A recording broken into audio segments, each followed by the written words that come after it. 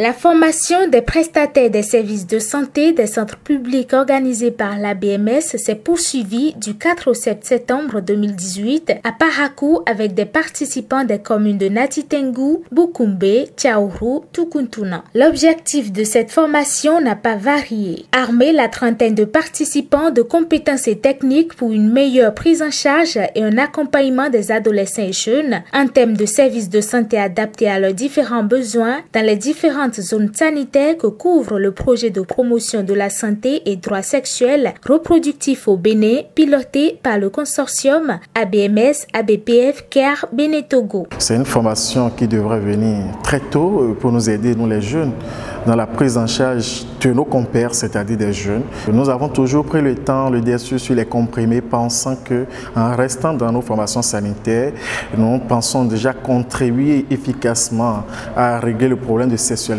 dans nos communautés. Mais tout ce qui s'est passé depuis la date 4 jusqu'à ce jour nous prouve que vraiment il faut aller sur le terrain pour mieux aborder les jeunes, avoir les réels problèmes dont ils ont besoin pour pouvoir régler un tant soit peu ce qui se passe dans nos communautés. Pour une bonne assimilation des compétences, l'équipe de facilitation, composée pour la plupart du personnel de l'ABMS, a adopté une nouvelle stratégie basée sur les animations, les brises-glaces thématiques, les travaux de groupe et les cas pratiques, ce qui n'a d'ailleurs pas laissé indifférents les participants qui apprécient. J'ai eu souvent des occasions à assister à des formations. C'est la première fois vraiment j'ai été confrontée à une stratégie détendue, je vais dire, où on se sent vraiment dans la peau de la formation, bien dans la peau, on se met dans la peau de l'adolescent. Nous attendons déjà à cette formation à la présentation des PowerPoints et puis à des documents à laissant fini.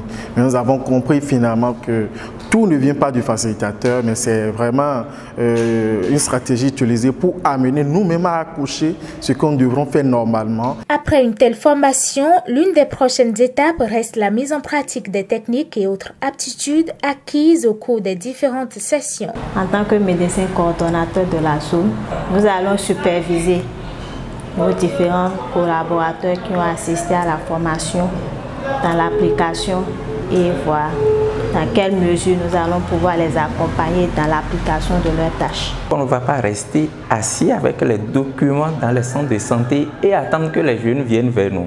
Il faut aller dans les collèges, les ateliers de formation et autres pour pouvoir les rencontrer, discuter avec eux pour que nous puissions leur donner le service qu'ils attendent de nous. Cette formation a pris fin dans une ambiance conviviale avec une remise d'attestation aux participants par l'ABMS pour servir et valoir ce que de droit.